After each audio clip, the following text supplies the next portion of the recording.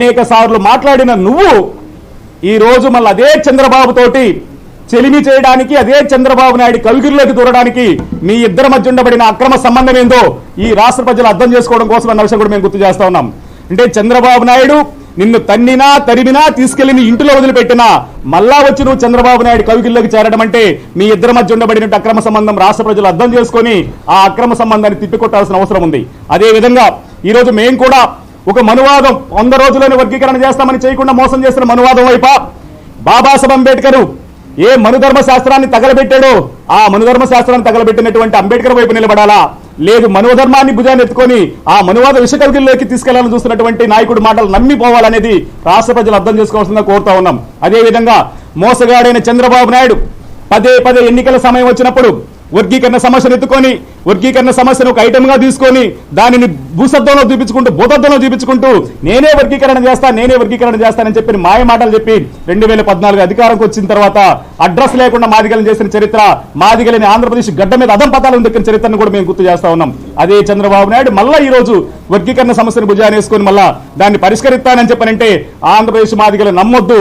పదే పదే మాయ మాటలు చెప్పి మోస మాటలు చెప్పి మోసానికి అలవాటు పడినట్టు చంద్రబాబు నాయుడు మాటలు నమ్మి మాదిగలు గాని మరొకసారి ఆ వైపుగా ఆలోచన చేస్తే మరొకసారి మోసానికి గురవుతాం.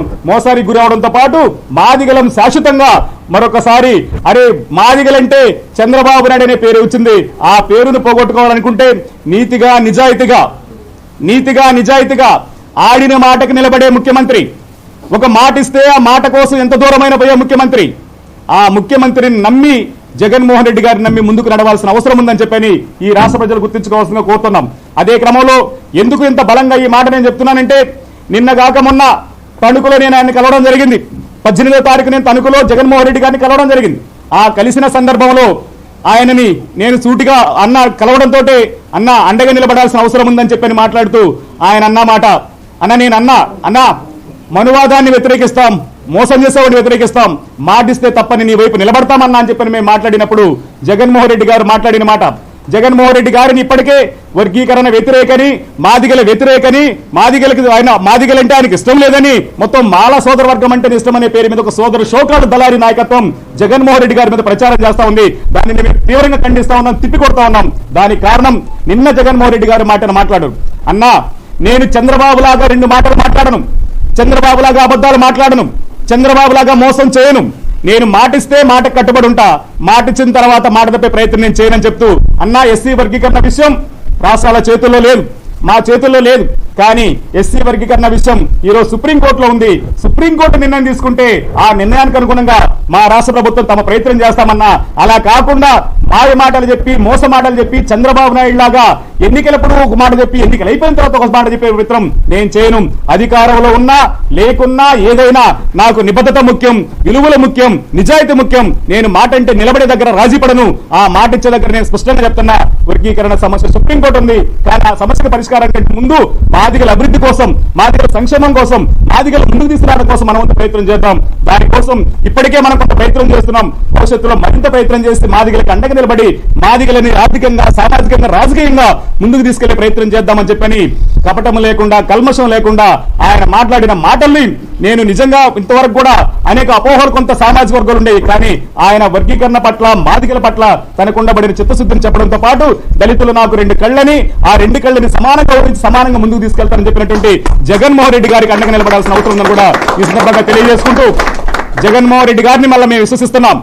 కారణం ఏంటంటే ఈరోజు నాకు తెలిసి నేను ఒక 35 సంవత్సరాలుగా ఈ రాజకీయ ముఖ్యమంత్రులను చూస్తా ఉన్నాం, కానీ ఏ ముఖ్యమంత్రి కూడా హామీలు పెట్టి ఉచితాలనే పేరు మీదో ఇంకొక పేరు మీదో హామీలు ఇచ్చి ఓట్లు అడిగే ముఖ్యమంత్రులను చూసాం. కానీ మొదటిసారి నేను నా వల్ల నా ప్రభుత్వం వల్ల మీ కుటుంబానికి ఏమన్నా పేరు జరిగిందనుకుంటే నాకు ఓటేయండి అని చెప్పినటువంటి దమ్మున్న మగాడు ముఖ్యమంత్రి ఉన్నారంటే అది జగన్మోహన్ రెడ్డి గారు అన్న విషయం కూడా నేను చెప్తా ఉన్నా. ఇంతవరకు ఏ రాష్ట్రంలో ఏ ముఖ్యమంత్రి కూడా పథకాల చూపించి అమలు చూపించి ఆశ చూపించే నేను చేసింది నాకు చేయండి అని అడిగిన ముఖ్యమంత్రిని మొట్టమొదటిసారిగా జగన్మోహన్ రెడ్డి గారిని చూస్తా ఉన్నాం. అదేవిధంగా అనేక సంక్షేమ పథకాలు ఈ రోజు ప్రధానంగా నేను ఒకటి చెప్పగలుగుతాను. ఈ రోజు రాష్ట్రంలో మా దళిత వాడల్లో శ్మశానాలు లేకుండా ఇబ్బంది పడేటోళ్ళు చాలా మంది ఉన్నాం, కానీ ఆయన శ్మశానాలను ఇవ్వడం కోసం శ్మశానాలను ఏర్పాటు చేయడం కోసం జీవో నంబర్ 142 తీసుకొచ్చి ఆ జీవో నంబర్ 142 ద్వారా ప్రతి గ్రామంలో కూడా శ్మశానాలు ఉండే విధంగా ఎకరా భూమిని ప్రతి గ్రామానికి కేటాయించిన చరిత్ర కూడా జగన్మోహన్ రెడ్డి గారికి ఉంది. ఆత్మగౌరవం ఇచ్చిన చరిత్ర ఉంది. అదే విధంగా అమ్మఒడి పేరు మీద, విద్యా దీవెన పేరు మీద, లేకపోతే భరోసా పేరు మీద, రైతు భరోసా పేరు మీద, ఏ పేరు మీద అయినా కానీ అనేక సంక్షేమ పథకాలను అమలు చేసి ప్రతి పేదవాడికి ఆ సంక్షేమ పథకం అందే విధంగా ఆయన ముందుకు తీసుకెళ్లిన విషయాన్ని మేము గుర్తు చేస్తూ, ఈ రాష్ట్రంలో జగన్మోహన్ రెడ్డి గారి ప్రభుత్వం వస్తేనే అది పేదల ప్రభుత్వం అవుతుంది. జగన్మోహన్ రెడ్డి గారి ప్రభుత్వం వస్తేనే అది అనాగరిన వర్గాల ప్రజల ప్రభుత్వం అవుతుంది. లేదనుకుంటే జగన్మోహన్ రెడ్డి గారి ప్రభుత్వం రాకుండా ఉంటే అది పెట్టుబడిదారుల ప్రభుత్వం అవుతుంది, అది దోపిడీ వర్గాల ప్రభుత్వం అవుతుంది. ఆ ప్రభుత్వం వస్తే మొత్తం కూడా ఉండబడినటువంటి షోకాళ్లు వ్యాపారవేత్తలను, పారిశ్రామికవేత్తలను పెంచి పోషించే దగ్గర కోట్లాది రూపాయలు దారదత్తం చేసే దగ్గర ఉంటుంది. కానీ అదే జగన్మోహన్ రెడ్డి ప్రభుత్వం వస్తే అణగారిన వర్గాలకి అనేక సంక్షేమ పథకాలు ఇచ్చి ఈ రోజు వ్యవస్థల మొత్తాన్ని కూడా గ్రామ ప్రజలకు దగ్గర చేసి, అది వాలంటీర్ వ్యవస్థ ద్వారా, సచివాలయ వ్యవస్థ ద్వారా పాలన దగ్గర చేసి పథకాలను అమలు చేసినటువంటి ముఖ్యమంత్రి జగన్మోహన్ రెడ్డి గారు అని చెప్పని కూడా గుర్తించి జగన్మోహన్ రెడ్డి గారి గెలుపు కోసం ఆంధ్రప్రదేశ్ లో ఉండబడిన అణగారిన వర్గాల ప్రజలు కూడా సిద్ధంగా వస్తుందిగా కోరుతుంటూ మేము కూడా చెప్తా ఉన్నాం, జగన్మోహన్ రెడ్డి గారి గెలుపు, జగన్మోహన్ రెడ్డి గారి గెలుపు పేద వర్గాల గెలుపు, జగన్మోహన్ రెడ్డి గారి గెలుపు పేద వర్గాల గెలుపు. ఆ పేద వర్గాల్లో ఎస్సీ, ఎస్టీ, బీసీ, మైనారిటీ వర్గాల ప్రజలందరూ కూడా ఉండాలని చెప్పని, ఉండి గెలిపించుకోవాలని చెప్పని కోరుకుంటూ అన్ని వర్గాల ప్రజలని జగన్మోహన్ రెడ్డి గారికి అండకొండతో పాటు ఈ జిల్లాలో అందరికీ తలలో నాలుగుగా మంచి మనసున్న నాయకుడుగా, అందరినీ ఆప్యాయంగా పలకరించే గొప్ప నాయకుడుగా ఉండబడినటువంటి బాలినేని శ్రీనివాసరెడ్డి అన్నను కూడా అత్యధిక మెజారిటీ తోటి గెలిపించుకోవాల్సిందిగా కోరుతా ఉన్నాం. అదేవిధంగా గౌరవ పెద్దలు అన్న చేవిరెడ్డి భాస్కర్ రెడ్డి గారు కూడా మనకి ఒంగోలు ఎంపీగా మనకి పోటీ చేస్తా ఉన్నాడు. అన్నకి ప్రాంతం కొత్త అనుకుంటున్నారేమో కానీ ఆయనకు ఉండబడినటువంటి అపారమైన